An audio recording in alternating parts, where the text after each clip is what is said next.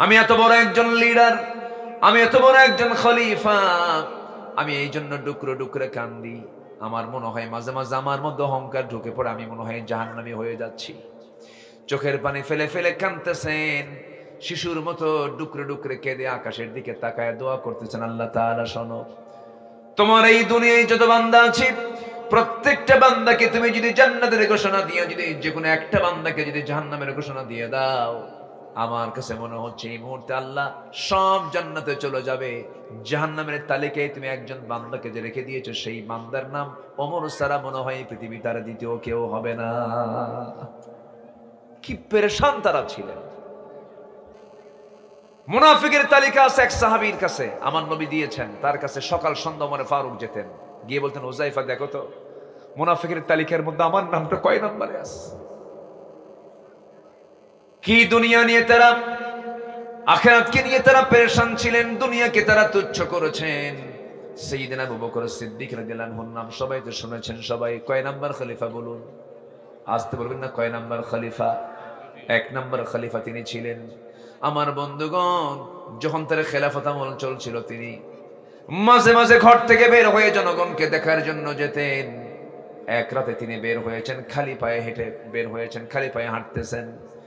সাইয়েদনা ওমর ফারুকের সামনে তিনি ধরা পড়ে গেছেন। তিনি বললেন, আমিরুল মুমিনিন, এই পাথরের রাস্তায় আপনি খালি পায়ে হাঁটতেছেন কেন? আপনার পা তো পাথরের আঘাতে ক্ষত বিক্ষত হয়ে রক্তাক্ত হয়ে যাবেন।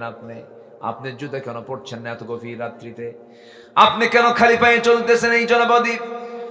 সাইয়েদনা আবু বকর বলছেন, ওমর, আল্লাহর নামের কসম করে বলি, আমার পায়ে যদি কোনো খরম জুতা পায়ে দিয়ে হাঁটি, এই খরম জুতার আঘাতে আর ওই সাইডে পাথরের আঘাতে যে আওয়াজ হবে, সেই আওয়াজটা যদি বেশি বড় হয়ে যায়, এই গভীর রাত্রে কোনো আল্লাহর বান্দার কানে যদি এই জুতা হাঁটার আওয়াজ যদি কানে চলে যায়, যদি তার ঘুম নষ্ট হয়ে যায়, কিয়ামতের দিন ওই নাগরিকের ঘুম কেন নষ্ট হলো, তার জন্য আমাকে আসামির কাঠগড়ায় দাঁড়িয়ে তার জবাব দিতে হবে।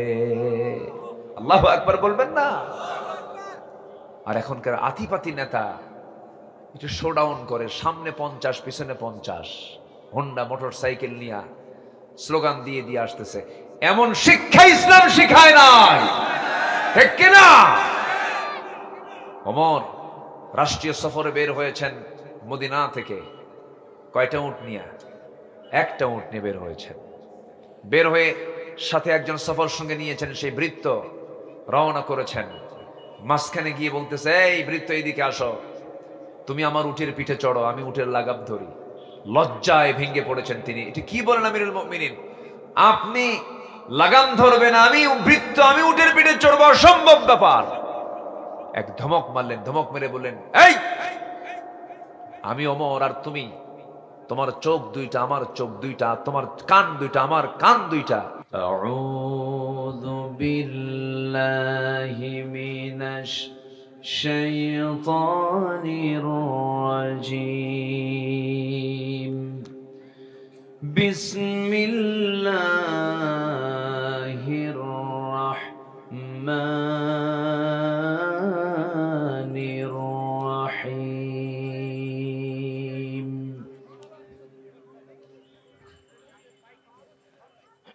ইল্লা মান তাবা ওয়া আমানা ওয়া আমিলা সালিহান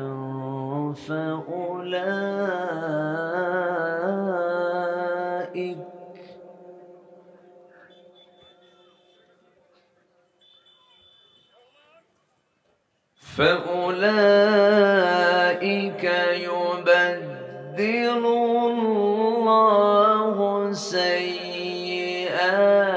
سيئاتهم حسنات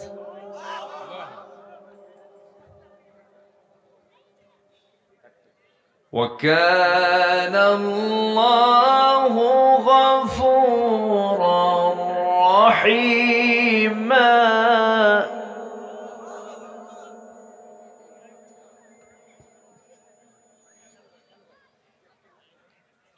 ومن تاب وعمل صالحا فإن إنه يتوب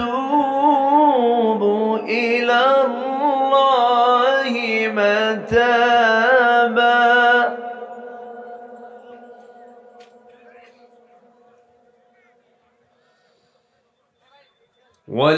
والذين لا يشهدون الزور وإذا مروا باللغو مروا كراما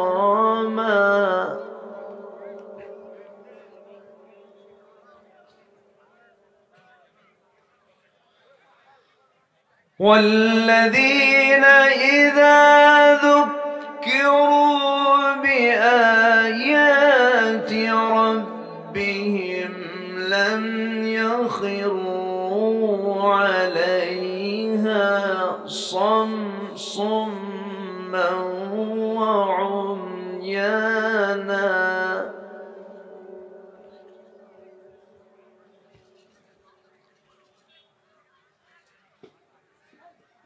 والذين يقولون ربنا هب لنا من أزواجنا وذرياتنا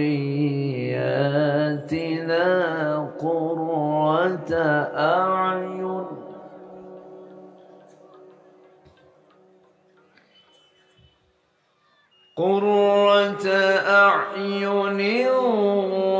وجعلنا للمتقين إماما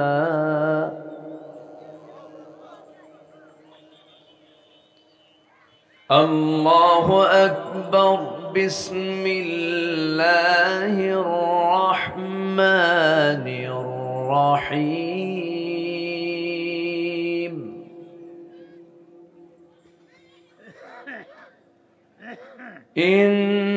إن الله وملائكته يصلون على النبي يا أيها الذين آمنوا صلوا عليه وسلموا تسليما اللهم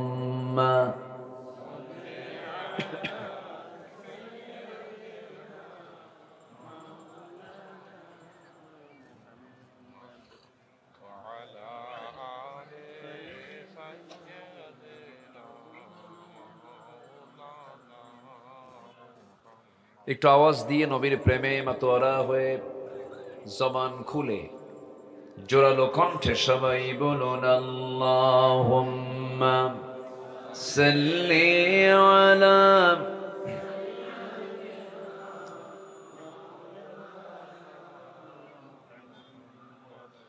ওয়া আলা আলি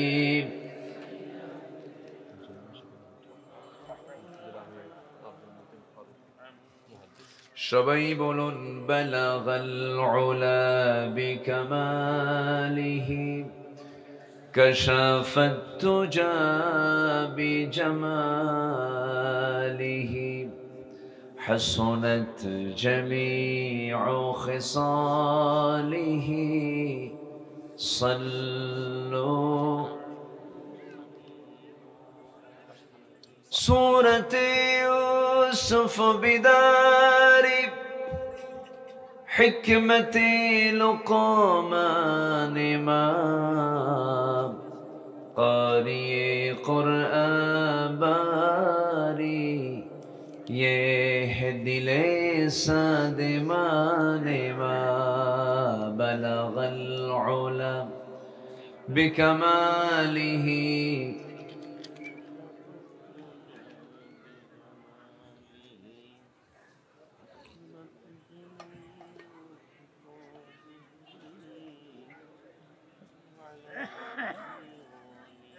মনটা যদি হইতো প্রবল হাওয়া, হইতো যদি শুভ্র কবুতর, মেঘের ডানায় পাঠিয়ে দিতাম, মেঘের ডানায় পাঠিয়ে দিতাম মদিনারি পথে, যেথায় আমার প্রিয় নবী ঘুমান নিরন্তর,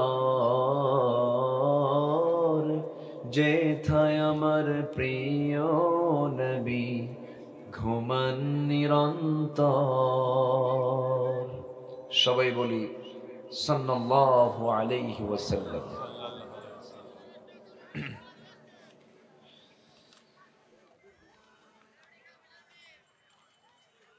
রংপুর অঞ্চলের কুড়িগ্রাম জেলার উলিপুর উপজেলার মৌজা মালতীবাড়ি মোল্লাপাড়া যুব সমাজ মাহফিল ইন্তেজামি কমিটি কর্তৃক আয়োজিত আজকের এই দিনের বেলা অনুষ্ঠিত ঐতিহ্যবাহী তাফসীরুল কোরআন মাহফিল 2024 মহৎ আয়োজনের সম্মানিত সুযোগ্য সভাপতি, শিক্ষাবিদ, অধ্যক্ষ ডক্টর মাওলানা মিনহাজুল ইসলাম, আজকের মাহফিলের সম্মানিত বরেণ্য আলোচক, আমার পূর্বে কথা বলেছেন নন্দিত আলেমে দ্বীন বাংলাদেশ মজলিসুল মুফাসসিরিন কুড়িগ্রাম জেলা শাখার সম্মানিত সভাপতি মাওলানা সিরাজুল ইসলাম ফারুকী, প্রধান অতিথি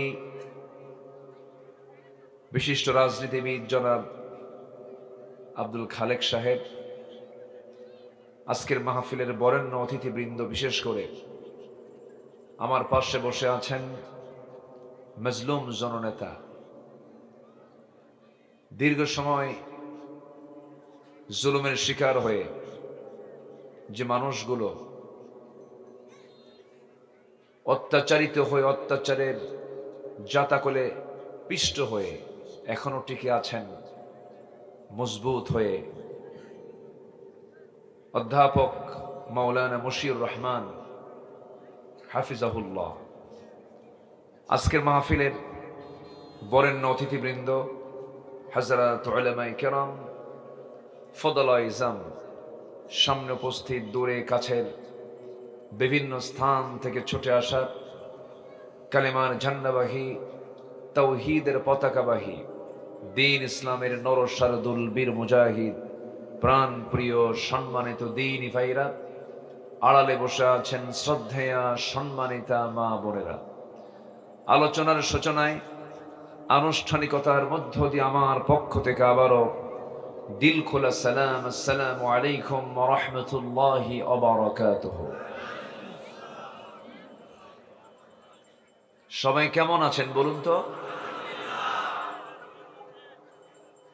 জি, আমাকে প্রশ্ন করেছেন, এ তো মোহাব্বতের লক্ষণ। তো একটা মনে হয় পূর্ব অনেক পরিচিত একটা লক্ষণ, আমি এটা বুঝতে পারছি। জি, আল্লাহ আপনাকে যে হালে রেখেছেন আমি সে হালেই আছি, আমি আপনার সাথেই আছি, আপনার পাশেই তো আছি। বলি আলহামদুলিল্লাহ। সারাদিন সূর্যের কিরণ দেখা যায়নি, এটি সূর্যের হলদেটে ভাব আমরা দেখতে পাচ্ছি। এত সুন্দর একটা আয়োজনে হাজারো মানুষের মাঝ থেকে বাছাই করে এই যে সহস্র সহস্র মুসলমান আপনারা এসেছেন, যিনি আমাকে আপনাকে এমন জান্নাতের টুকরায় আসার বসার তৌফিক দিলেন, সেই মহান জাল্লা শানুহুর দরবারে আমরা সবাই লাখ কোটি সাজুদ শুকর আদায় করি, মুহাব্বাতান জোড়ালো কণ্ঠে বলে উঠছি আলহামদুলিল্লাহ। আবারও বলছি আলহামদুলিল্লাহ। চিৎকার মেরে বলছি আল্লাহুম্মা ইন্নী আসআলুকা আল হুদা ওয়াত তুকা ওয়াল আফাফা ওয়াল গিনা। সবাই বলি আল্লাহুম্মা আইন্নি আলা যিকরিকা ওয়া শুকরিকা ওয়া হুসনি ইবাদাতিকা। আমরা আল্লাহ তাআলার শুকর আদায় করে নিলাম। আমার অভ্যাস অনুযায়ী আমি তেলাওয়াত দিয়ে আলোচনা শুরু করেছি। তেলাওয়াতকৃত আয়াতগুলো হলো সূরাতুল ফুরকানের শেষ দিকের আমি কয়েকটা আয়াতে কারিম আমি তেলাওয়াত করেছি। এই আয়াতগুলোকে সামনে রেখে কিছু কথা বলতে চাচ্ছি। আমাকে সময় দেওয়া যাবে তো? উঠতে একটু দেরি হয়েছে আমার, আর একটু আগে উঠলে ভালো হতো, কিন্তু আমার আগের যিনি মেহমান ছিলেন তারও তো হক আছে, তারও তো একটা সময় নিয়ে কথা বলতে হয়। তবে আমরা এটা না মনে করি, এটা আমাদের দেশে একটা প্রচলিত ভুল চিন্তা যে 2 ঘন্টা ওয়াজ না হলে ওয়াজ জমে না। এটা অনেকে চিন্তা করেন। এই পৃথিবীতে যত খতিব এসেছেন এবং আসবেন, যত ফেমাস বক্তার কথাই বলেন না কেন, এই পৃথিবীর সেরা বক্তা হচ্ছেন মুহাম্মদুর রাসূলুল্লাহ সাল্লাল্লাহু আলাইহি ওয়াসাল্লাম। তিনি যখন কথা বলেছেন, নাতি দীর্ঘ কথা বলেছেন। তার শ্রেষ্ঠ একটা ভাষণ ছিল হলো ইয়াখতাবু ফি হাজ্জাতিল ফিদা, বিদায় হজের ভাষণ দিয়েছিলেন।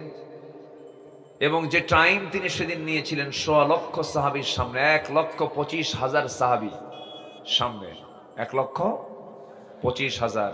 এই দামি সাহাবীর মতো পৃথিবীতে আর কোনোদিন মানুষ আসবে? আসতে বলবেন না আসবে? 1.25 লক্ষ কি খুব কম মনে হচ্ছে? 1,25,000 সাহাবী বিদায় হজের ভাষণ আমার রাসূল দিলেন। সেদিন তিনি কথা বলেছেন, যা বলতে সময় লেগেছে 20 থেকে 25 মিনিট মাত্র, কিন্তু তার ওই বক্তৃতার ভিতরে এমন কোন সাবজেক্ট নাই যা বাদ পড়েছিল। সবই তিনি সংক্ষিপ্ত সময়ের মধ্যে তিনি উপস্থাপন করেছেন। আর আমাদের 3 ঘন্টা ওয়াজ করে, 2 ঘন্টা ওয়াজ করে এবং শুনে বলে ওয়াজ তো শোনাই হলো না, ঠিক কিনা? তাহলে সময় কোনো বিষয় নয়, আলোচনা কি বিষয় হলো এটা হচ্ছে বিষয়। এই জন্য আমরা আলোচনা যখন শুনতে আসব অথবা আলোচনা যখন বলতে যাব, সবার আগে থাকতে হবে আমলের নিয়ত, নিয়তের বিশুদ্ধতা, ইখলাস। এই জিনিসটা সবার আগে থাকা চাই, কারণ সকল কিছুই তার নিয়তের উপরে নির্ভরশীল। বুখারীর প্রথম হাদিস আমাদের সবার জানা আছে, একটু বলুন তো সবাই। ইন্নামাল, দেখছেন কত বড় মুহাদ্দিস সবাই আমরা, এই হাদিসটা কিন্তু সবাই জানে। দেখেন কি আওয়াজ, বলেন তো ইন্নামাল। হ্যাঁ, কি সুন্দর করে বললেন আপনারা, আমি খুবই আনন্দিত হয়েছি। আবার বুখারী শরীফের শেষ হাদিসটা কি বলেন তো? কালিমাতানি হাবিবাতান খাফিফাতান ফিল লিসান সাকিলাতান ফিল মিজান সুবহানাল্লাহি ওয়া বিহামদিহি সুবহানাল্লাহিল আযীম। তাহলে আমার বুখারী আজকে শুরুও করলাম, শেষও করলাম। বলি আলহামদুলিল্লাহ। জি, আসুন আমি মূল আলোচনার দিকে চলে যাচ্ছি। আমরা একটা পরিবেশ পেয়েছি। 5 আগস্ট যদি না আসতো, এই জায়গায় এই লোক থাকতে পারতেন না, ঠিক আছে না? বসতে পারতেন না, আমিও আসতে পারতাম না। জি, আসতে পারতাম না আমরা। মাহফিল, আজকে মাহফিলের সাথে এসেছেন আমাদের এই উলিপুরের মাননীয় ওসি মহোদয় জিল্লুর রহমান ভাই, মনে হয় চলে গেছেন। আমার প্রচন্ড ভক্ত উনি ডেট চাচ্ছেন, একটা মাহফিল আমার এলাকায় করে দিতে হবে। আমি আমার একটা মাদ্রাসা উদ্বোধন করতে নিয়েছি গত মাসখানেক আগে। আমি ডিআইজি মহোদয়, একটা ডিভিশনাল ডিআইজি, এসপির উপরের যে র্যাঙ্ক, একটা ডিভিশনাল ডিআইজি উনি, ওনাকে বললাম ভাই এটা আমার মাদ্রাসায় আসতে হবে। বললেন হুজুরদের দাওয়াত পাওয়া তো খুব মুশকিল ব্যাপার, হুজুর দাওয়াত খায়, এই দাওয়াতকে আর মিস করা যায় নাকি? একজন উচ্চপদস্থ কর্মকর্তা আমার নিজস্ব মাদ্রাসার প্রোগ্রামে তিনি এসেছিলেন। এই পরিবেশগুলো আমরা পেয়েছি 5 আগস্টের পর থেকে। আমাদেরকে বসতে দেওয়া হয়নি, চলতে দেওয়া হয়নি। পারিবারিক নির্যাতন করা হয়েছে, শারীরিক নির্যাতন করা হয়েছে, সামাজিকভাবে মান সম্মান হেয় করা হয়েছে। অনেক নিরপরাধ মানুষের উপরে মিথ্যা মামলা চাপিয়ে দিয়ে মানসিকভাবে টর্চার করে অনেকে দুনিয়া থেকে বিদায়ও নিয়েছেন। সম্মানিত ভাইয়েরা, একটা পরিবেশ আমরা ফিরে পেয়েছি, এটাকে আমরা বিশাল কিছু মনে করে সামনে আমাদের যে এখনো অনেকগুলো কাজ পড়ে আছে, মনজিলে মকসুদে আমাকে আপনাকে পৌঁছতে হবে। যতক্ষণ না পর্যন্ত এই জমিন আল্লাহর দিন কায়েম না হবে, আমাদের বসে থাকার ফুরসত নেওয়ার কোনো সুযোগ। এই জমিনটা কার? আসতে বলবেন না কার? ওই আকাশটা কার? এই যে আলোকিত প্রদীপ্ত সূর্যটা কার? আমি কার? আল্লাহ পাক আমাকে দুনিয়াতে পাঠিয়েছেন এমনি এমনি করে, না একটা লক্ষ্য আছে? আসতে বলবেন না লক্ষ্য আছে না নাই? সেই লক্ষ্যটা কি? আমরা সবাই সুন্দর করে বলি, লক্ষ্যটা হলো, সবাই বলুন, ইয়্যাকা না'বুদু ওয়া ইয়্যাকা নাস্তাঈন ইহদিনাস সিরাতাল মুস্তাকিম সিরাতাল লাযীনা আন'আমতা আলাইহিম গায়রিল মাগদুবি আলাইহিম ওয়ালাদ-দাল্লিন। একমাত্র কার ইবাদত করার জন্য বলেন? আসতে বলবেন না কার ইবাদত করার জন্য। এবং একটা পথে চলতে হবে, সেই পথ আল্লাহ দেখিয়ে দিয়েছেন, ইহদিনাস সিরাতাল ওয়া ইন্না হাযা সিরাতি মুস্তাকিমা।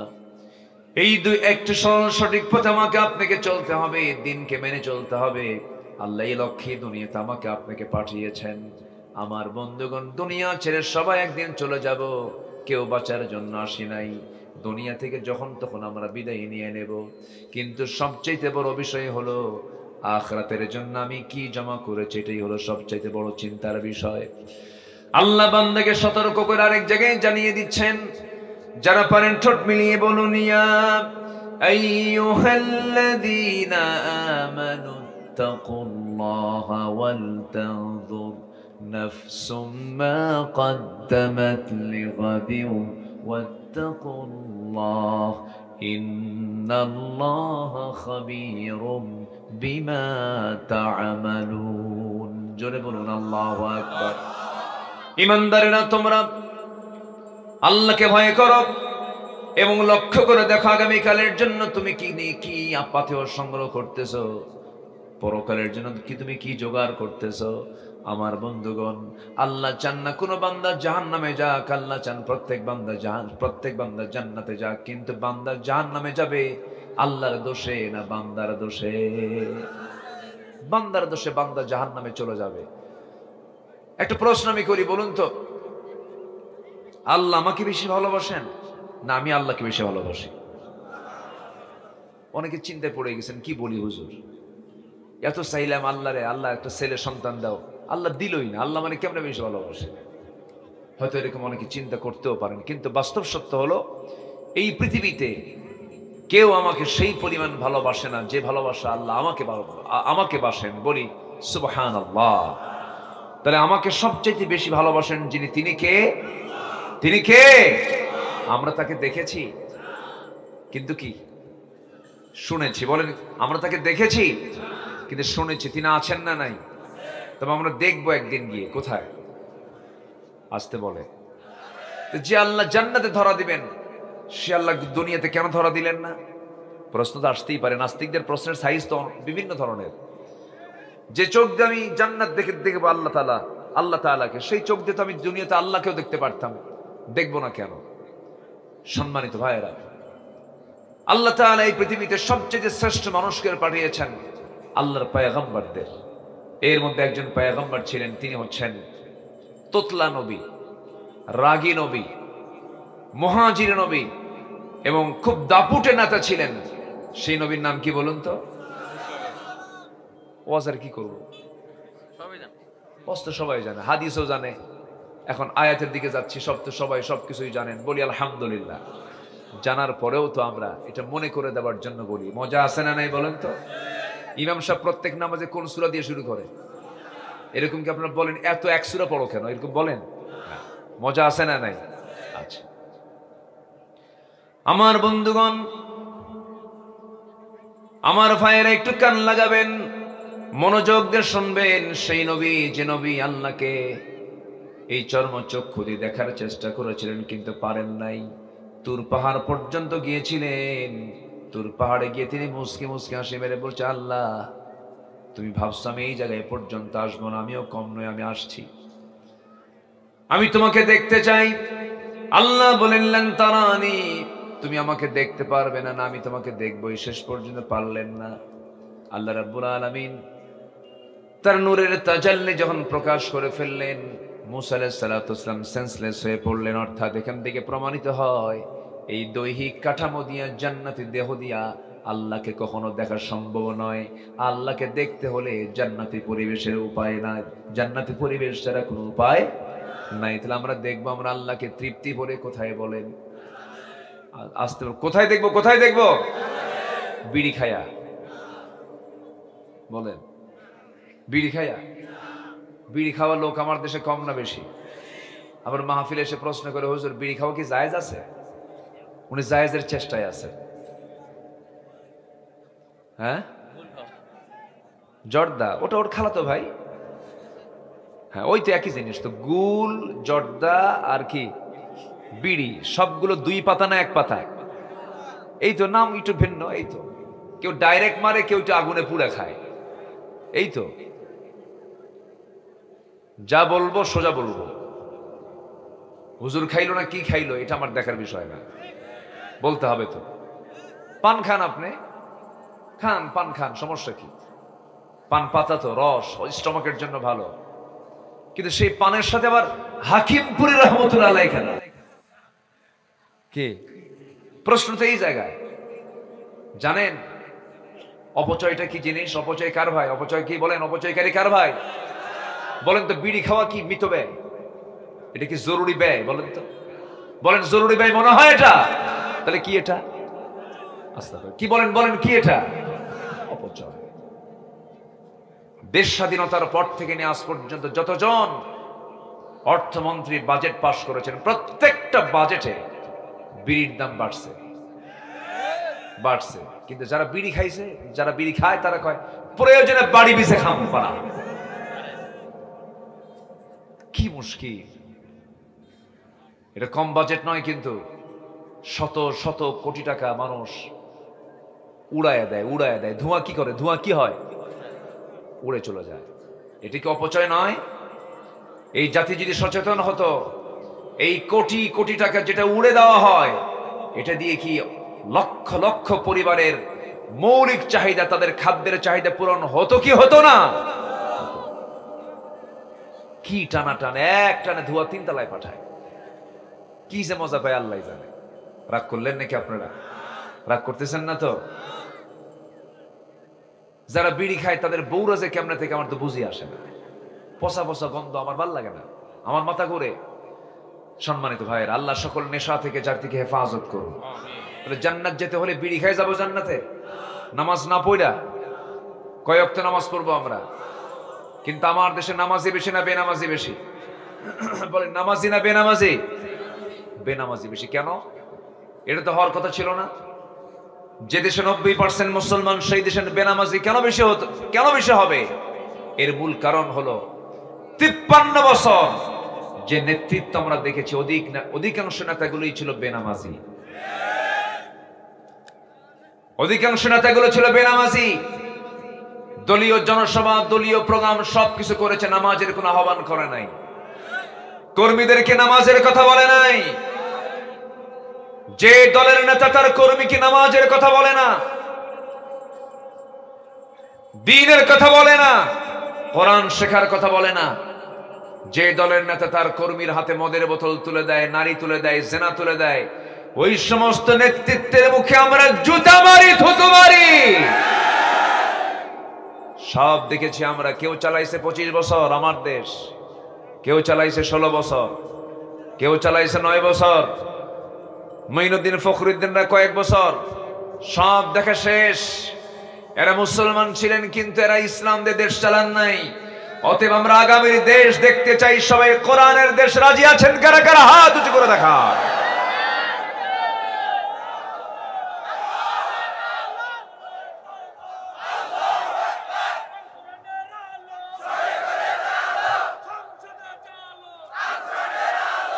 আল্লাহ কবুল করুন, জোরে বলি আমিন। কোরআন যে চায় না সে মুসলমানই না। আসতে কোন কেন? এরকম আব্দুর রহমান নামে লোক আমার দেশে আছে না নাই? আব্দুর রহিম নামে লোক আছে না নাই? আব্দুল গাফফার নামে লোক আছে না নাই? আব্দুল সাত্তার নামে লোক কোরআন চায় না, কোরআনের বিধান চায় না, আছে না নাই? ও শুধু নামই আব্দুল সাত্তার, কিন্তু ও আব্দুল শয়তান। আল্লাহর গোলাম হলে সে এমনটা করতে পারতো না। আমরা কোনো কথা শুনবো না। আমরা যে লোকে আপনার কাছে আসবে ম্যানিফেস্টো নিয়ে, ভাই আমি এসেছি অন্ন, বস্ত্র, শিক্ষা, বাসস্থান, চিকিৎসার গ্যারান্টি দেওয়ার জন্য, এই যে আমার তন্ত্র, বলবেন তোর তন্ত্র যেটাই হোক, তুই কি কোরআন চাস? হ্যাঁ চাই। ওয়েলকাম। চাস না, তাড়াতাড়ি ভাগ এখান থেকে, ঠিক কিনা? সোজা কথা বলে দিব। দেখলাম তো বহু, কারো বাপের দেশ, কারো স্বামীর দেশ, মাঝখান দিয়ে আমরা শেষ। আমরা কোরআন চাই। আমরা কি চাই? কোরআন চাই। কি মন খারাপ করতেছেন নাকি? কারো কোনো মন খারাপ নাই তো? এই 16 বছর অনেক আলেমের গায়ে মামলা তো দূরের কথা, একটা গায়ে আচর পর্যন্ত লাগে নাই। এরকম আলেম আছে না? আছে না নাই? একটা মামলা খায় নাই তারা, গায়ে একটা আচরও লাগে নাই। পান খাইছে, 16 বছর পার করেছে, একটা মামলা তাদের কাঁধে লাগে নাই। কিন্তু যখন পট চেঞ্জ হয়ে গেছে, চোরের মায়ের বড় বড় গলায় কথা বলে। আছে না নাই? ঠিক আছে তো, আর নাম বলার দরকার নাই তো, বুঝে নেন। এই কথা বলেন কেন? সাইড টক করবেন না, এমনি একটা কথা বলবেন না। সম্মানিত ভাইয়েরা, বাইতুল মুকাররম একটা গুরুত্বপূর্ণ জায়গা, ঠিক কিনা বলেন? বাইতুল মুকাররমের ইমাম, পট চেঞ্জ হয়ে গেছে, বাইতুল মুকাররমের ইমাম সব নাই। নিখোঁজ সংবাদ, খতিব হারিয়ে গিয়েছে। 2 সপ্তাহ খবর নাই। 2 সপ্তাহ পর মসজিদে আসছেন, নামাজ পড়াবেন। জনগণ জুতা মারল। কি মারল? জুতা মারার পর আর পারে নাই। বিকেলবেলা সাংবাদিক সম্মেলন করে কয়, আল্লাহর মেহেরবানিতে আমি হেফাজতে আছি, একটা জুতার বাড়ি আমার গায়ে লাগে না। কি কথা কি বুঝতেছেন আপনার? কথা কি বোঝা যায়? সম্মানিত বন্ধুগণ, জিল্লতি আসতে শুরু হলে থামবে না, ঠিক কিনা? থামবে না। এই জন্য জালিমদের কখনো পক্ষ অবলম্বন করা যাবে না। যেদিকে বৃষ্টি সেই দিকে ছাতা নেওয়া যাবে না। আমাকে অনেকে বলে, হুজুর হক দল কোনটা? আমি বলি, মাছ তো ঠিকই ছিল, কোনটা পচার কোনটা টাটকা। দুনিয়ার সব তরি তরকারি বাজার করতে পারো, সব কিছু করতে পারো, তুমি টাটকা হক দল তুমি চিনো না। না, ও শুধু প্রশ্ন করে শোনে, হুজুর কোন গ্রুপের?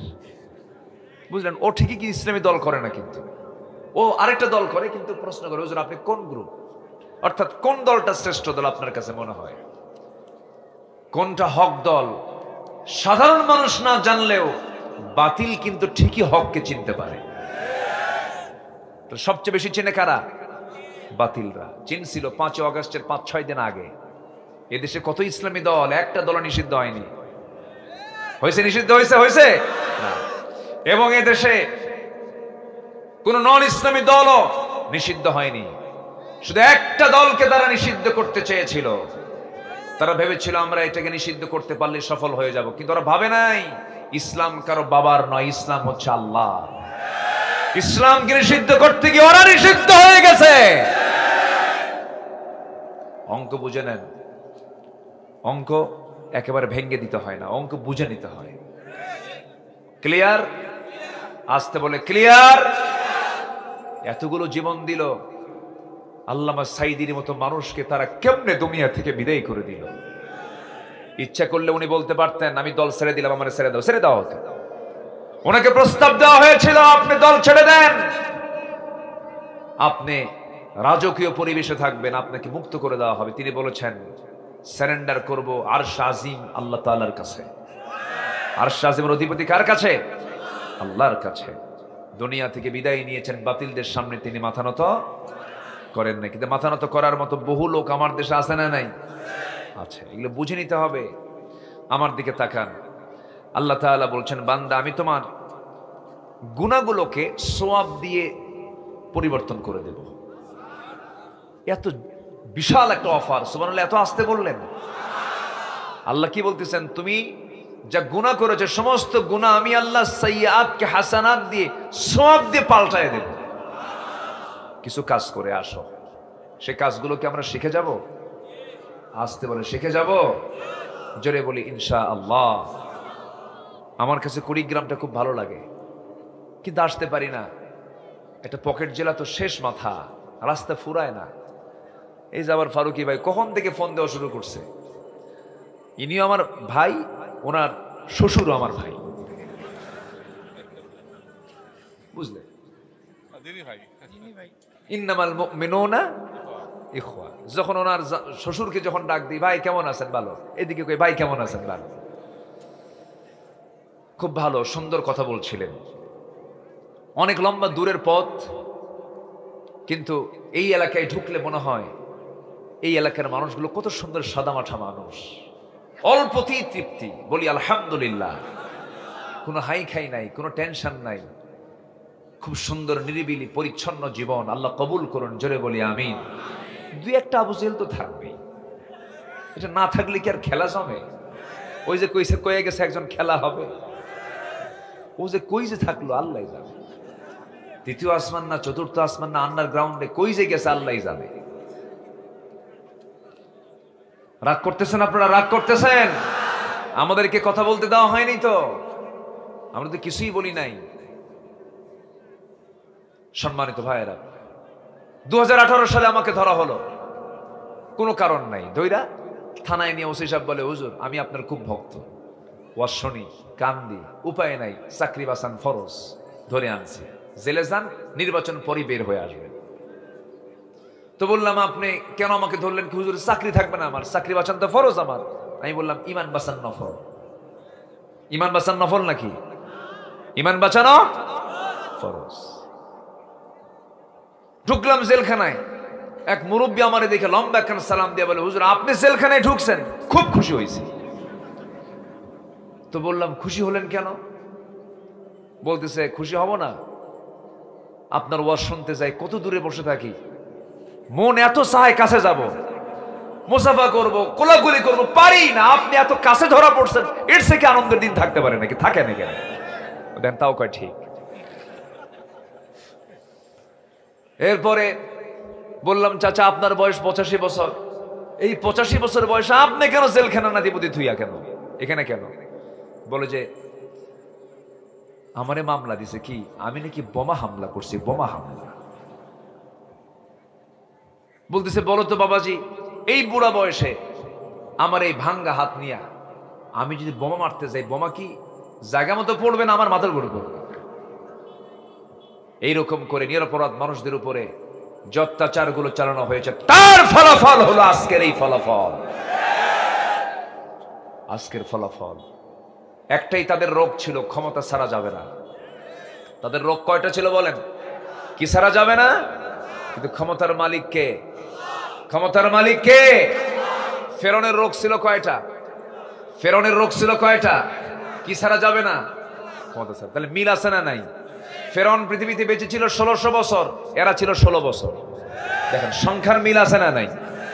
সংখ্যারও মিল আছে। মানে ছোট ভাই বড় ভাই, যাই বোন ভাই, ওই তো সব।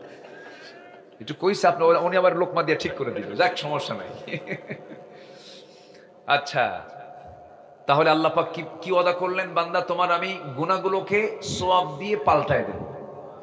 জোরে বলেন সুবহানাল্লাহ। সে কাজগুলোকে আমরা করতে রাজি আছি। আল্লাহ রাব্বুল আলামিন সূরাতুল ফুরকানের মধ্যে বলছেন, সূরাতুল ফুরকানের ৭০ নম্বর আয়াতে বলছেন, ইল্লা মান তাবা ওয়া আমানা ওয়া আমিলা সালিহান ফাউলাইকা ইউবাদদিলুল্লাহু সাইয়্যাতিহিম হাসানাত وكان الله غفورا رحيما জোরে বলুন আল্লাহু আকবার। আল্লাহ বলছেন বান্দা তবে শোনো, তুমি যদি তওবা করতে পারো, নাম্বার 2 ঈমান আনতে পারো, ওয়া আমিলা সালিহান এবং নেক আমল করতে পারো। 3টা কাজ। এখানে কয়টা কাজ বলেন? সূরা ফুরকান আয়াত নাম্বার 70 থেকে আমি তেলাওয়াত দিয়ে শুরু করেছি। 3টা কাজ যদি করতে পারো, 1 নম্বরে তওবা করতে পারো, নাম্বার 2 যদি ভালো করে ঈমান আনতে পারো, নেক আমল যদি করতে পারো, আমি আল্লাহ নিজে ওয়াদা করছি তোমার গুনাহগুলোকে আমি আল্লাহ পাল্টায় দিয়া সওয়াব বানাইয়া দেব। তওবা করব আমরা কার কাছে? ওই যে 2 জন উঠতেছে যাচ্ছে, এই কি যায় কেন? বসেন, আমি কি আলোচনা চালাবো? এই যে হাজার হাজার মানুষের মাঝ থেকে আপনি একা উঠে যান। যদি আপনি উঠে যান কোনো কারণে, কোনো সমস্যা নাই, খুব যদি জরুরি থাকে, ইমার্জেন্সি, ভিন্ন কথা। কিন্তু আপনি উঠলেন, বসলেন, গেলেন, ভাল লাগলো না, আমি মনে করি এটা কোরআনের সঙ্গে সুস্পষ্ট একটি আদবের খেলাফ কাজ। কেউ নড়বে না। ওই যে যেরকম একটা ভাই উঠলেন, বাচ্চা একটা কোলে আছে, ছোট্ট বাচ্চা, আমি কিছু বলবো না, সমস্যা নাই, কিন্তু বিনা ওজরে বিনা কারণে মাহফিলে ওঠা বসা করে, এটা সুস্পষ্ট একটা মানে আদবের খেলাফ কাজ এটা। কারণ এটা শুধু জনসভা নয়, এটা একটা ইবাদতের জায়গায় রূপ নিয়েছে। এখন বলি আলহামদুলিল্লাহ। বসুন, যে যেখানে আছেন বসুন। আমরা তওবা করতে রাজি আছি? আস্তে তওবা করতে রাজি আছি? তওবা করব কার কাছে? আস্তে বলুন, তওবা করব কার কাছে? আমার নবী কি তওবা করেছেন? আস্তে কয়, আমার নবী কি তওবা করেছেন? কেন? তার তো কোনো গুনাহ ছিল না। তার কোনো গুনাহ ছিল? এরপরে তিনি কি করেছেন? ওয়াস্তাগফিরুহু ইন্নাহু কানা তাওয়াবা। আমার নবীজি বলেন, তুবু ইলাল্লাহ ফাইন্নী আতুবু ফিল ইয়াউমি মিআতা মাররা। ও আমার সাহাবীরা, তোমরা আল্লাহর কাছে তওবা করো, আমি রাসূল নিজে সারা দিনে 100 বারেরও বেশি বার তওবা করি।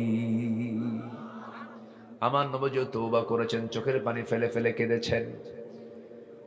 সাইয়েদনা ওমর ফারুক রাদিয়াল্লাহু তাআলা আনহু একদিন এক সাহাবীর সামনে বসেছিলেন। সাহাবী একটা হাদিস বর্ণনা করছেন, তিনি সেই হাদিসটা শুনলেন। লা ইয়াদখুলুল জান্নাতা, ওই বান্দা জান্নাতে প্রবেশ করবে না যার মধ্যে মিসকাল হাববাতিন মিন কিবার, যে বান্দার মধ্যে যাররা পরিমাণ, অনু পরিমাণ যার মধ্যে অহংকার থাকবে, সে ব্যক্তি জান্নাতের গন্ধ পাবে না, জান্নাতে প্রবেশ করতে পারবে না।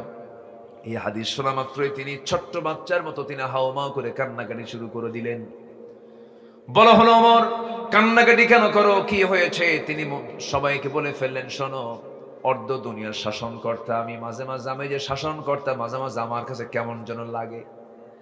আমি এত বড় একজন লিডার, আমি এত বড় একজন খলিফা, আমি এই জন্য ডুকরো ডুকরে কান্দি। আমার মনে হয় মাঝে মাঝে আমার মধ্যে অহংকার ঢুকে পড়ে, আমি মনে হয় জাহান্নামী হয়ে যাচ্ছি। চোখের পানি ফেলে ফেলে কাঁদতেছেন, শিশুর মতো ডুকরে ডুকরে কেঁদে আকাশের দিকে তাকায় দোয়া করতেছেন, আল্লাহ তাআলা শোনো, তোমার এই দুনিয়ায় যত বান্দা আছে, প্রত্যেকটা বান্দাকে তুমি যদি জান্নাতের ঘোষণা দিয়ে, যদি যে কোনো একটা বান্দাকে যদি জাহান্নামের ঘোষণা দিয়ে দাও, আমার কাছে মনে হচ্ছে এই মুহূর্তে আল্লাহ সব জান্নাতে চলে যাবে। জাহান্নামের তালিকায় তুমি একজন বান্দাকে যে রেখে দিয়েছো, সেই বান্দার নাম ওমর ছাড়া মনে হয় পৃথিবী তার দ্বিতীয় কেউ হবে না। কি পেরেশান তারা ছিলেন। মুনাফিকের তালিকা আছে এক সাহাবীর কাছে, আমার নবী দিয়েছেন, তার কাছে সকাল সন্ধ্যা ওমর ফারুক যেতেন, গিয়ে বলতেন, হুযায়ফা দেখো তো মুনাফিকের তালিকার মধ্যে আমার নামটা কয় নম্বরে আছে। কি দুনিয়া নিয়ে তারা, আখিরাতকে নিয়ে তারা পেরেশান ছিলেন, দুনিয়াকে তারা তুচ্ছ করেছেন। সাইয়েদনা আবু বকর সিদ্দিক রাদিয়াল্লাহু আনহুর নাম সবাই তো শুনেছেন। সবাই কয় নাম্বার খলিফা বলুন? আসতে বলবেন না, কয় নাম্বার খলিফা? 1 নাম্বার খলিফা তিনি ছিলেন। আমার বন্ধুগণ, যখন তার খেলাফত আমল চলছিল, তিনি মাঝে মাঝে ঘর থেকে বের হয়ে জনগণকে দেখার জন্য যেতেন। এক রাতে তিনি বের হয়েছেন, খালি পায়ে হেঁটে বের হয়েছেন, খালি পায়ে হাঁটতেছেন। সাইয়েদনা ওমর ফারুকের সামনে তিনি ধরা পড়ে গেছেন। তিনি বললেন, আমিরুল মুমিনিন, এই পাথরের রাস্তায় আপনি খালি পায়ে হাঁটতেছেন কেন? আপনার পা তো পাথরের আঘাতে ক্ষত বিক্ষত হয়ে রক্তাক্ত হয়ে যাবেন আপনি। আপনি জুতা কেন পড়ছেন না এত গভীর রাত্রিতে? আপনি কেন খালি পায়ে চলতেছেন এই জনপদে? সাইয়েদনা আবু বকর বলছেন, ওমর, আল্লাহর নামের কসম করে বলি, আমার পায়ে যদি কোনো খরম জুতা পায়ে দিয়ে হাঁটি, এই খরম জুতার আঘাতে আর ওই সাইডে পাথরের আঘাতে যে আওয়াজ হবে, সেই আওয়াজটা যদি বেশি বড় হয়ে যায়, এই গভীর রাত্রে কোনো আল্লাহর বান্দার কানে যদি এই জুতা হাঁটার আওয়াজ যদি কানে চলে যায়, যদি তার ঘুম নষ্ট হয়ে যায়, কিয়ামতের দিন ওই নাগরিকের ঘুম কেন নষ্ট হলো, তার জন্য আমাকে আসামির কাঠগড়ায় দাঁড়িয়ে তার জবাব দিতে হবে। আল্লাহু আকবার বলবেন না? আর এখনকার আতিপাতি নেতা একটু শোডাউন করে, সামনে 50 পিছনে 50 হোন্ডা মোটর সাইকেল নিয়ে স্লোগান দিয়ে দিয়ে আসতেছে। এমন শিক্ষা ইসলাম শিখায় নাই, ঠিক কিনা? ওমর রাষ্ট্রীয় সফরে বের হয়েছেন মদিনা থেকে, কয়টা উট নিয়ে? একটা উট নিয়ে বের হয়েছেন। বের হয়ে সাথে একজন সফর সঙ্গে নিয়েছেন, সেই ভৃত্য রওনা করেছেন। মাঝখানে গিয়ে বলতেছে, এই ভৃত্য এইদিকে আসো, তুমি আমার উটের পিঠে চড়ো, আমি উটের লাগাম ধরি। লজ্জায় ভেঙে পড়েছেন তিনি। এটা কি বলেন আমিরুল মুমিনিন? আপনি লাগাম ধরবেন, আমি ভৃত্য, আমি উটের পিঠে চড়বো, অসম্ভব ব্যাপার। এক ধমক মারলেন, ধমক মেরে বললেন, এই আমি ওমর আর তুমি, তোমার চোখ দুইটা আমার চোখ দুইটা, তোমার কান দুইটা আমার কান দুইটা, তুমি আল্লাহর গোলাম, আমি আল্লাহর গোলাম। কিয়ামতের দিন আমার ব্যাপারে জিজ্ঞাসা করা হবে তোমাকে, তোমার ব্যাপারে জিজ্ঞাসা করা হবে আমাকে। সাম্যতা শিখতে হবে। ভৃত্য, আমি তোমাকে এক নাগাড়ে এতক্ষণ ধরে আমি তোমাকে লাগাম ধরতে দেব না। যা হবে কষ্ট দুজনের সমান কষ্ট হবে, ভাগাভাগি করে আমরা চলে যাব। আল্লাহু আকবার বলবেন না? জোরে বলি আল্লাহু আকবার। প্যালেস্টাইন সফরের ঘটনা এটা। চলে গেছেন জায়গা মতো গিয়ে যখন পৌঁছে গেছেন, রিসিপশনে যখন পৌঁছে গেছেন, সেই সময় একটা কাম উল্টা হয়ে গেছে। উটের পিঠে যে বসে আছে ওটাই হলো গোলাম, আর লাগাম যে ধরে আছে সেটা হলো ওমর। এখন সব মানে সৌজন্যতা দেখানোর জন্য, সদর সম্ভাষণ জানার জন্য ওমর আসতেছেন, সব নিয়ে চলে গেছে হলো উটের পিঠে যে বসে আছে। ও বললে, তা আমি তো না, আমি তো ওমর না। কে কই যে লাগাম ধরে আছে? ওটা ওমর। একটু জোরে বলেন সুবহানাল্লাহ। একটু জোরে বলেন না ভাই সুবহানাল্লাহ। আল্লাহর যারা বান্দা তারা কি অহংকারী হয় না বিনয়ী হয়? অহংকারী হয় না বিনয়ী হয়? ক্ষমতার দম্ভ আছে না নাই? ক্ষমতার অহংকার আছে না নাই? টাকার অহংকার আছে না নাই? চেহারার অহংকার আছে না নাই? যেই অহংকারী হবে সে কোথায় যাবে? জাহান্নামে। আর বিনয়ী বান্দারা কোথায় যাবে? জান্নাতে। আল্লাহ রাব্বুল আলামিন বলেন, وعباد الرحمن الذين يمشون على الأرض هونا وإذا خاطبهم الجاهلون قالوا سلاما والذين يبيتون لربهم سجدا وقياما والذين يقولون ربنا اصرف عنا عذاب جهنم إن عذابها كان غراما إنها ساءت مستقرا ومقاما جربون الله أكبر বিনয়ী বান্দা কারা? জমিনে যারা অহংকার প্রদর্শন না করে বিনয়ী হয়ে যারা চলে, অত্যন্ত ভদ্রচিত হয়ে যারা চলে, তারাই হল আল্লাহর বিনয়ী বান্দা। জাহিলদের সঙ্গে তর্ক বিতর্ক না করে, এটাই হল আল্লাহর বিনয়ী বান্দা। এবং রাত যখন হয়ে যায় সব বান্দা ঘুমের ভিতরে থাকে, আর আল্লাহর পছন্দের বান্দা যারা তারা রাত জেগে জেগে চোখের পানি ফেলে ফেলে আল্লাহর দরবারে সেজদায় পড়ে কান্দে। ও বান্দা, তুমি যদি কান্নার মতো কাঁদতে পারো, চোখের পানি যদি এক ফোঁটা আল্লাহর ভয়ে ফেলতে পারো, তুমি কি জানো 7টা জাহান্নাম, একটা দুইটা নয়, 7টা জাহান্নামের আগুন নিভায়ে দেবে তোমার চোখের পানি। কারণ যে চোখের পানি আল্লাহর ভয়ে কাঁদবে, সেই পানি, সেই চোখ কখনো জাহান্নাম যেতে পারে না। জোরে বলি সুবহানাল্লাহ। আমরা কাঁদবো কার কাছে? আসতে বলবেন না, কাঁদবো কার কাছে? আল্লাহ বলছেন, বান্দা আমি তোমাদেরকে ক্ষমা করে দেব, কিন্তু সবাইকে আমি ক্ষমা করব না। 5 জনকে ক্ষমা করব। কয়জনকে বলেন? 5 জনকে ক্ষমা করবো। আল্লাহ পাক আমাদেরকে এই কাপের আসার তৌফিক দান করুন। জোরে বলি আমিন। আরো জোরে আমিন, আরো জোরে আমিন। আমি কি আলোচনা চালিয়ে যাব? কারো কোনো সমস্যা নাই তো? সাইয়েদনা আবু বকরের নাম সবাই শুনেছেন না? আখিরাত কেন্দ্রিক কি চিন্তা তাদের ছিল, কি ঈমান তাদের ছিল। উনি খলিফা প্রধান ছিলেন, আবার তিনি দোকানদারও ছিলেন। খেলাফতের দায়িত্ব পালন করে নির্দিষ্ট সময় এসে তিনি তার দোকানে বসতেন, ব্যবসা করতেন। এটা হলো পরিবার চালানোর জন্য। কি চালানোর জন্য বলেন?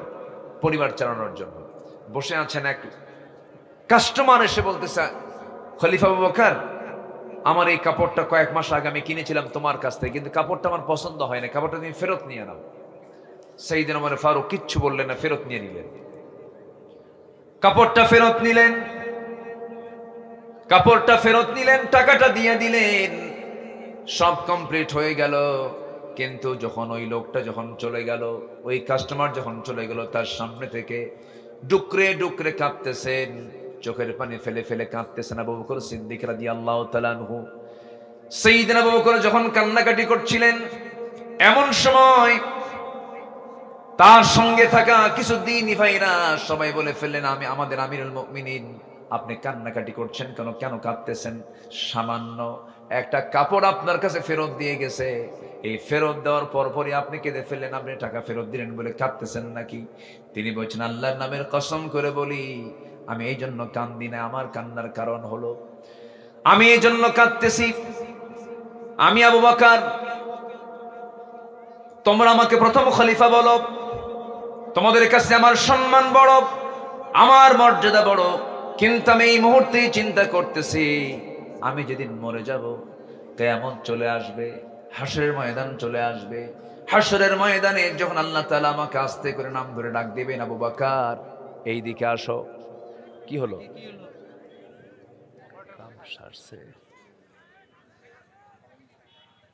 জিকির করি লা ইলাহা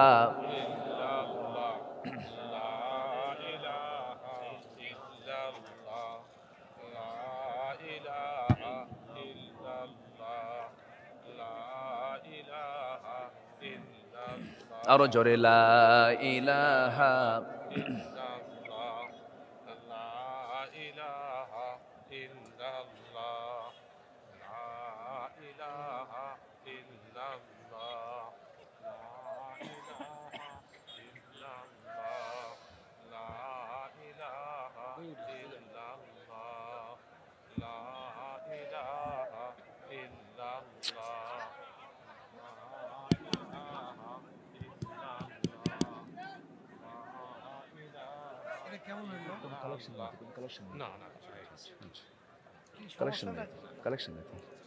এই কি হলো, এতক্ষণ সময় লাগে কেন?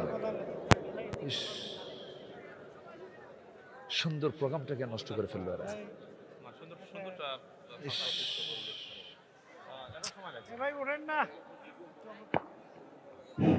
জি, জায়গা আছে নাকি কোথাও? এখানে উঠতেছেন কেন? বসেন, একটু মেহেরবানি করে বসুন। এর চাইতে আপনি বরকতময় জায়গা কি আশেপাশে পাবেন কোথাও? তো যাচ্ছেন কেন আপনি?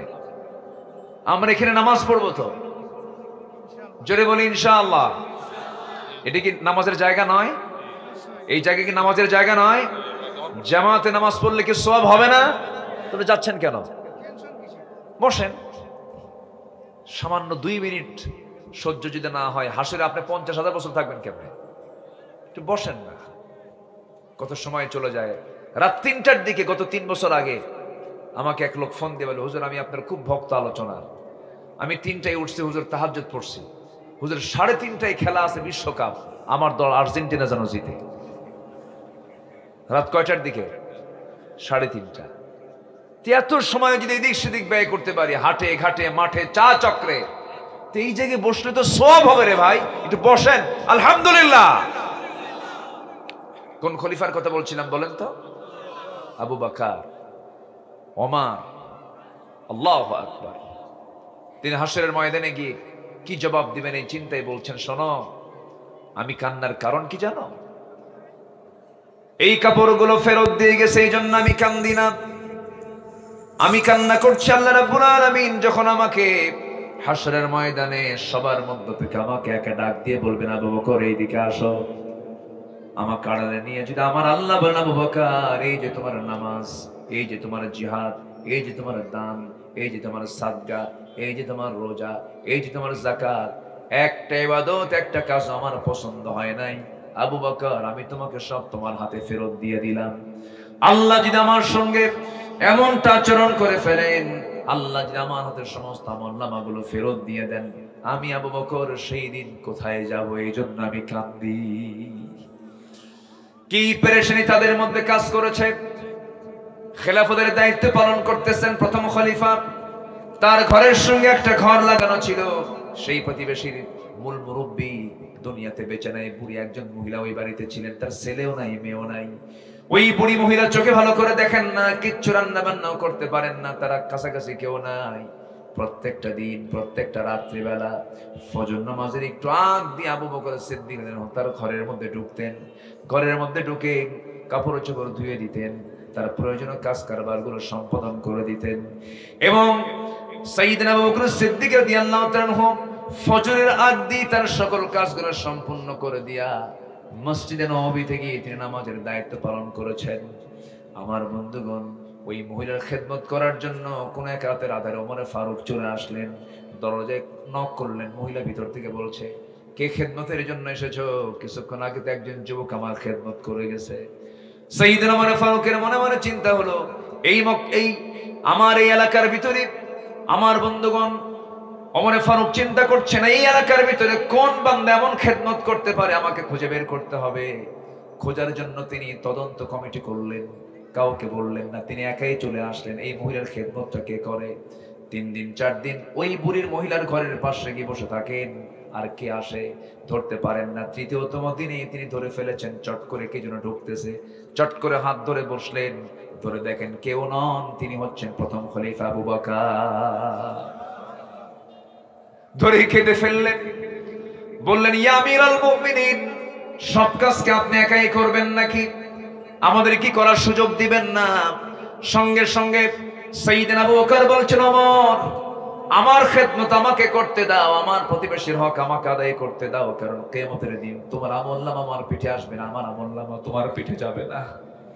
সারাটা জীবন তিনি খেদমত করে চলে গেছেন। যেদিন আবু বকর সিদ্দিক রাদিয়াল্লাহু মারা গেছেন, তার পরের দিন থেকে ওই মহিলার দায়িত্ব পালন করেছেন ওমর ফারুক রাদিয়াল্লাহু তাআলা আনহু। ওমর ফারুক তার ঘরে আসলেন একদিন। প্রথম দিন যেদিন খেদমতের জন্য তিনি ভিতরে ঢুকেছেন, সব কিছু পরিষ্কার পরিচ্ছন্ন করে দিয়েছেন, খাবারগুলো জোগাড় করে দিয়েছেন। ওই মহিলা খাবার খেতে বসে তিনি জানতেন না আবু বকর মারা গেছেন, বুড়ি মানুষ, চোখে কম দেখতেন। যখন তিনি খেতে বসেছেন, খাওয়ার সময় তার সামনে যখন খেজুরগুলো দেওয়া হয়েছে, একটা খেজুর মুখে দিয়েই দেখেন কামড় মারতে নিয়া খেজুরের বিচিটা তার মুখের মধ্যে লেগে গেছে। তিনি আস্তে করে খেজুরটা মুখ থেকে বের করে বিচিটা ফেলে দিয়া বলে ফেললেন, বুঝতে পেরেছি আমার আসল খাদেম আর দুনিয়াতে নাই, খাদেম চেঞ্জ হয়ে গেছে। আল্লাহু আকবার বলবেন না? আমার খাদেম কি হয়ে গেছে? চেঞ্জ হয়ে গেছে। মানে সাইয়েদনা আবু বকর যে সেবাটা দিতেন, খেজুর যখন তার হাতে ধুয়ে দিতেন, খেজুরের বিচি পর্যন্ত সরায় দিয়ে তার মুখে তুলে দিতেন। এটাই হলো তাকওয়া, এটাই হলো পরকালের চিন্তা, এটাই হলো আখিরাতের চিন্তা, এটাই হলো ফিরে আসা। ইল্লা মান তাবা, যারা ফিরে আসে। আল্লাহু আকবার বলেন। কার পথে? আসতে বলবেন না, কার পথে? আল্লাহর পথে আমরা ফিরে আসবো, জোরে বলি ইনশাআল্লাহ। আমার ঈমান আনবো, জোরে বলি ইনশাআল্লাহ। আল্লাহ তাআলা 5 শ্রেণীকে maaf করে দেন। এর মধ্যে 1 নাম্বার জানলাম, আমরা যারা তওবা করবে তাদেরকে maaf করে দেন। নাম্বার 2 হলো অজ্ঞতাবশত যদি কোনো মন্দ কাজের পর নিজেকে যদি কোনো বান্দা সংশোধন করে নেয়, আল্লাহ রাব্বুল আলামিন তাকে maaf করে দেন। মহান রাব্বুল আলামিন বলেন, ثم إن ربك للذين عملوا السوء بجهالة ثم تابوا من بعد ذلك وأصلحوا إن ربك من بعدها لغفور رحيم। জোরে বলুন আল্লাহু আকবার। সূরাতুন নাহল 119 নম্বর আয়াতে আল্লাহ রাব্বুল আলামিন বলছেন, বিজাহালাতিন, অজ্ঞতাবশত যদি কোনো ভুল করে ফেলো, আমার কাছে maaf চেয়ে নাও বান্দা, আমি আল্লাহ তোমাকে সব গুনাহগুলো maaf করে দেব। কার কথা? আসতে বলবেন না, কার কথা? তওবা করলে maaf করে দেন তিনি কে? আসতে বলবেন না, কে? আমার বন্ধুগণ, একটা ঘটনার কথা মনে পড়ে গেল। আমার নবীজি তাবুক অভিযানের ডাক দিয়েছেন। কি অভিযানের বলেন? তাবুক অভিযান। তাবুক অভিযান ছিল সবচেয়ে বড় অভিযান। রোমানদের বিরুদ্ধে যুদ্ধ করার জন্য মদিনা থেকে রাসূল রওনা দিয়েছেন। 30,000 সাহাবী নিয়ে। কত হাজার বলেন? একটু জোরে বলেন ভাই, কয় হাজার? সময় তো অল্প, কি করি, শেষ করে দেব? আর একটু চালাই, আর একটু চালাই। 30,000 সাহাবী নিয়ে রওনা করেছেন এবং বললেন কেউ বাদ থাকবে না, এই অভিযানে সবাইকে যেতে হবে। সব নিয়ে চলে গেলেন। যুদ্ধ লাগলো না, কারণ এর আগের রেকর্ড হলো রোমানদের বিরুদ্ধে মুসলিম মুজাহিদরা ছিলেন হলো 3,000, আর ওদের সৈন্য সংখ্যা ছিল হলো 1,00,000। মুসলমানদের বিজয় হয়েছিল। কিন্তু এবার মুসলমানদের সৈন্য সংখ্যাই হলো 30,000। বলেন তাহলে আগের রেকর্ডের হিসাব কি করবে কি করবে না? বলেন। যুদ্ধ হলো না, যুদ্ধ লাগলো না। আমার নবীজি শুধু অভিযান শেষ করে মদিনার দিকে ফিরে আসতেছিলেন। চলে আসলেন, ফিরে ঘরেও ঢুকলেন। চলতেছে সময়গুলো ভালোই, কিন্তু 3 জন সাহাবী সূরা তওবার মধ্যে আসছে। সূরা তওবার মধ্যে আসছে। কি একটু বলবো একটু বলার শোনার দরকার আছে না নাই বলেন তো? 3 জন সাহাবী, এনারা যুদ্ধে যেতে পারেন না, অভিযানে যান নাই তারা। এর মধ্যে সবচেয়ে যিনি লম্বা হাদিসটা বর্ণনা করেছেন, কাব বিন মালিক রাদিয়াল্লাহু তাআলা আনহু, তিনি মনে মনে চিন্তা করলেন কেমনে কি করি, আমি তো ইচ্ছে করেই যাই না, আমি তো গাফলতি করে যাই না, আমি তো অবহেলা করে যাই নাই, আমার তো এটা ভুল হয়েছে, আমার তো মাফ চাওয়া দরকার। উনি নবীর কাছে গেলেন, নবীর সামনে গিয়ে দাঁড়ালেন। আমার নবীজি মসজিদ নববীর ঠিক মাঝখানে বসে আছেন। এই সাহাবী গিয়ে হাঁটু গেড়ে দিয়ে নবীর সামনে আস্তে করে বসে বলছেন, হুজুর মাফ চাইতে আসছি আপনার কাছে। রাসূল বলেন, তুমি কি ভুল করছো যে মাফ চাইবা? হুজুর আপনি আমাকে যুদ্ধে যেতে বলেছেন, তাবুক অভিযানে যাই নাই। রাসূল বললেন, কেন যাও নাই? গাফলতি করেছি, গড়িমসি করেছি, অবহেলা করেছি। রাসূল বললেন, ও কাব বিন মালিক, আর কে কে যায় নাই? হেলাল বিন উমাইয়া, আর কে কে যায় নাই? মুরারা বিন রাবিআহ। মোট কয়জন হলো? রাসূল বলছেন, আর কে কে? হুজুর আমার জানা নাই। আমার নবীজির সঙ্গে সঙ্গে বললেন, কাব বিন মালিক চলে যাও। আমার নবীজির সঙ্গে সঙ্গে মদিনার মসজিদে তিনি নোটিশ জারি করে দিলেন। সাহাবায়ে কেরামকে বলে দিলেন, ইমার্জেন্সি নোটিশ জারি করে দাও, এই মদিনাবাসীকে জানিয়ে দাও, এই মদিনাবাসীর কোন মুসলমান যেন এই 3টা ব্যক্তির সঙ্গে কোনো প্রকার কথাবার্তা না বলে, মুআমালাত চলবে না, সম্পর্ক চলবে না, সালাম কালাম চলবে না, ব্যবসা চলবে না, নিষিদ্ধ। বয়কট করে দেওয়া হলো। এই সংবাদ যখন কাব বিন মালিকের কাছে চলে গেছে, কাব বিন মালিক রাদিয়াল্লাহু আনহু এই কথা শোনা মাত্রই তার কাছে যেন আকাশ ভেঙে পড়ার মতো হয়ে গেল। দরজার কাছে গেলেন, নিজের বাড়ির দরজার কাছে বউকে লক্ষ্য করে বলছেন, বউ আমার দরজা খুলো। বউ দরজার কাছে এসে বলছে, স্বামী আমার দরজা খুলবো না কেন? অবশ্যই দরজা খুলবো, আপনি আমার স্বামী হন, আপনার ঘর আপনার বাড়ি। কিন্তু আমি এই দরজার সামনে খুলে দিয়ে পিছনের দরজা দিয়ে আমি নিজেই চলে যাব, কারণ যে ব্যক্তির বিরুদ্ধে নবী পর্যন্ত বয়কটের ডাক দিয়েছেন তার সঙ্গে আমি স্বামী হলো আমার সম্পর্ক নাই। আল্লাহু আকবার বলেন। মান আহাব্বা লিল্লাহ ওয়া বাগাদা লিল্লাহ ওয়া আতা লিল্লাহ ওয়া মানা লিল্লাহ ফাকাদ ইসতাকমালাল ঈমান। আমার নবীজির এই প্রিয় সাহাবী ঘরের মধ্যে ঢুকতে পারলেন না। বউ তোমার বের হয়ে চলে যাবে, ঘরের মধ্যে ঢুকতে পারলেন না।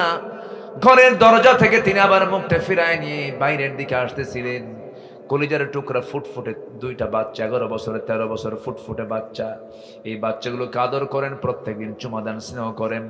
সেই দিন সন্তানগুলোকে ডাক দিয়ে বলছে, আমার দুলাল রে, আমার আদরের সন্তানগুলো এইদিকে আয়। সন্তান বলে, যাব না কেন? রাসূল বয়কট করেছেন, আমরা তোমার সঙ্গে কথা বলবো না। আল্লাহু আকবার বলেন। আমার বন্ধুগণ, এরপরে কি হলো? কাব বিন মালিক চোখের পানি মুছতে মুছতে বেকরার হয়ে গেলেন, সেজদা দিতে পাগলের মতো হয়ে গেলেন। হেলাল বিন উমাইয়ার কানে সংবাদ চলে গেছে। তিনি করলেন কি, ঘরের মধ্যে তিনি খুঁজতে লাগলেন দড়ি কোথায়। শক্ত দড়ি তিনি হাতের মধ্যে নিলেন। মদিনার মসজিদের সামনে কয়েকটা খুঁটি ছিল, যেটা মজবুত খুঁটি, সেই খুঁটির সঙ্গে দড়িটার এক প্রান্ত লাগায়া দিলেন। আর এক প্রান্তে স্বহস্তে নিজের 2 হাত বেঁধে ফেলে বলছেন, হেলাল রে, তোর চাইতে বড় আসামি এই দুনিয়াতে নাই, কারণ যার বিরুদ্ধে অবরোধের ডাক দিয়েছেন, বয়কটের ডাক দিয়েছেন স্বয়ং রাসূল। চোখের পানি ফেলতে ফেলতে বেকরার হয়ে যাচ্ছেন কাব বিন মালিক। হেলাল বিন উমাইয়া, তাফসীরে এসেছে হেলাল বিন উমাইয়ার 2টা হাত এত লম্বা সময় বাঁধিয়ে রেখেছিলেন, তিনি নিজেই হাতের ওই জায়গা পর্যন্ত ঘা হয়ে গিয়েছিল, চোখের পানি ফেলে ফেলে কাঁদতে কাঁদতে শরীরটা শুকায় গিয়েছিল।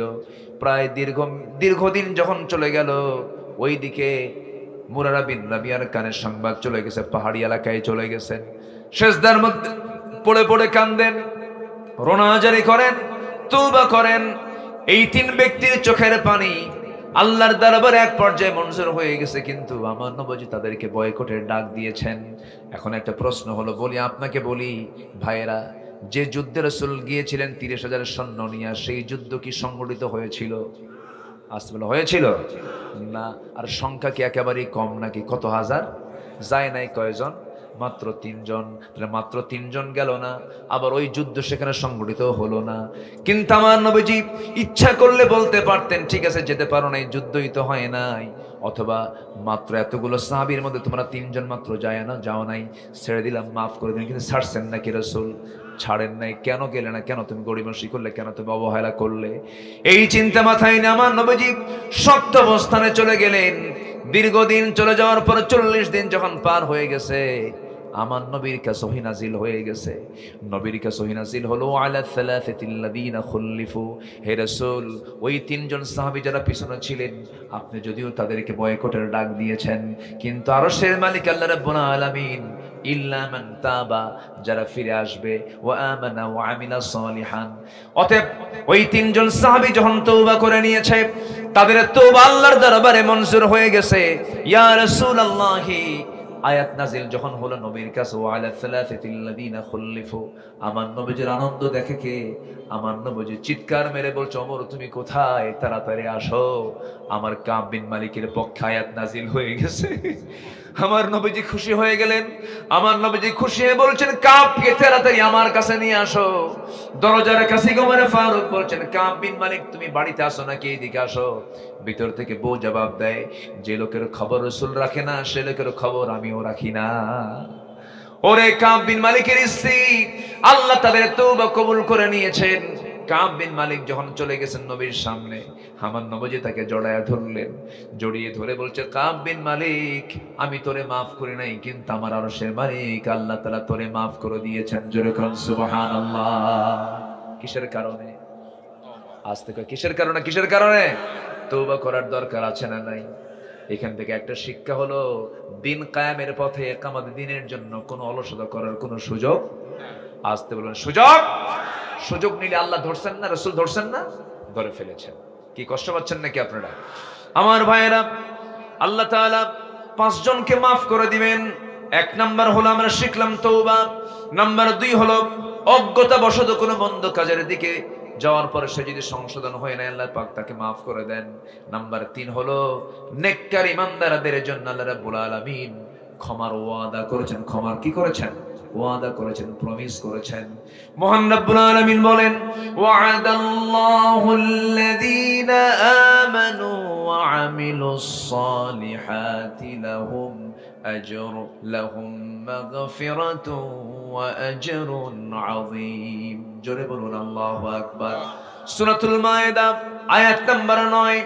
ঈমান যারা আনবে এবং আমলে সালেহ যারা করবে, আমি আল্লাহ ওয়াদা করছি তাদের জন্য ক্ষমা রয়েছে, তাদের জন্য মহা পুরস্কার রয়েছে। জোরে বলি সুবহানাল্লাহ। আমার বন্ধুগণ, আমলের পাল্লায় গুনাহ বেশি দরকার না নেক বেশি দরকার? গুনাহ বেশি দরকার না সওয়াব বেশি দরকার? এই জায়গায় যারা বসে আছেন তাদের কি গুনাহ নাই? আজ তাদের গুনাহ নাই? আমার, আপনার, এনার, ওনার, এনার ফারুকি ভাইয়ের কম আছে না নাই? কম হোক বেশি হোক, আছে না নাই? আছে। ফেরেশতার আজ থেকে ফেরেশতার নাই, কারণ ফেরেশতার গুনাহ করবে, গুনাহ করার যোগ্যতাই নাই। কামনা বাসনা ব্যবসা বাণিজ্য কিচ্ছু নাই, এই জন্য তার কোনো গুনাহ হওয়ার সুযোগও। কিন্তু আমার গুনাহ করার সুযোগ আছে না নাই? গুনাহ করার সুযোগ থাকার পর আমি যদি গুনাহ না করি, তখন আমার দাম হয়ে যাবে ফেরেশতার চেয়ে বেশি দাম। আল্লাহু আকবার বলে। কিন্তু আমার দেশে আবার কিছু ফেরেশতা আছে, মাঝে মাঝে নাজিল হয়। এক বেয়াদব বলছে, টাঙ্গাইলের কোন বেয়াদব বলেছে, আমার জীবনে তো কোনো গুনাহই নেই, আমি আমিন বলি না। হুজুররা আমিন কয়, আমি আমিন একটা বারের জন্য বলি না। আমি তো গুনাহই করি না, আমি তো নিষ্পাপ।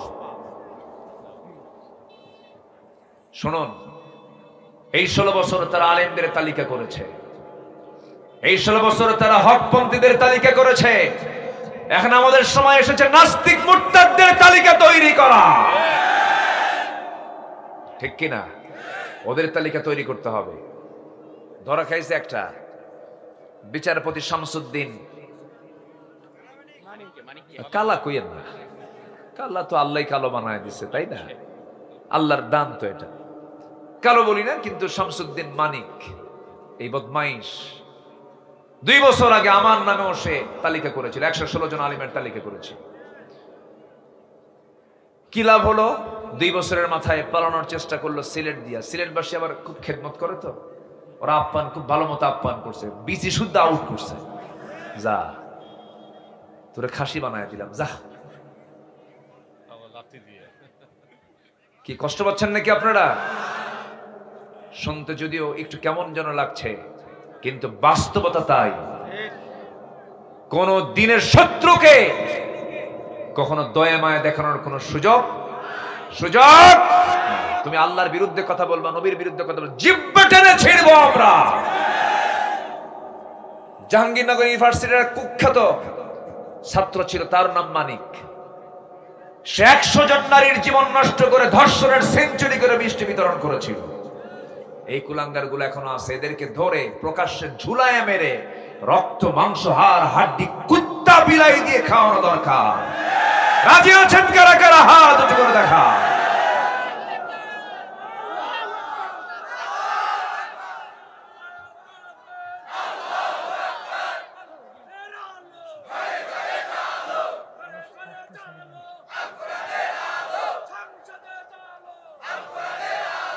জোরে বলি আমিন। সম্মানিত ভাইরা, নাম্বার 4, আল্লাহ কয়জনকে মাফ করেন? বলুন কয়জনকে? 3 জন বলেছে, আর 2টা বলি আমি শেষ করে দেব। আজান হয়েছে 10 মিনিট আগে, আমি আর 10 মিনিট সময় চেয়ে নিচ্ছি, আমাকে দেবেন তো নাকি? কারো কোনো রাগারাগি নাই তো? কারো কোনো সমস্যা নাই তো? আসর নামাজ পড়ার দরকার নাই? দেখেন আওয়াজ কিন্তু কমে গেছে। পড়ার দরকার আছে? বলেন ওয়াজ বেশি জরুরি না নামাজ বেশি জরুরি? এটা যেন মনে থাকে, মানে টুপি মাথায় দিয়ে যেন লুঙ্গি না থাকে, এরকম নাকি? টুপি দরকার পরে, লুঙ্গি দরকার আগে, নামাজ যেন ঠিক থাকে। আল্লাহ কবুল করুন। এই মাইক তো এইদিক যায় কেন? আমার পছন্দ করতেছে না মাইক, এরকম করে কেন?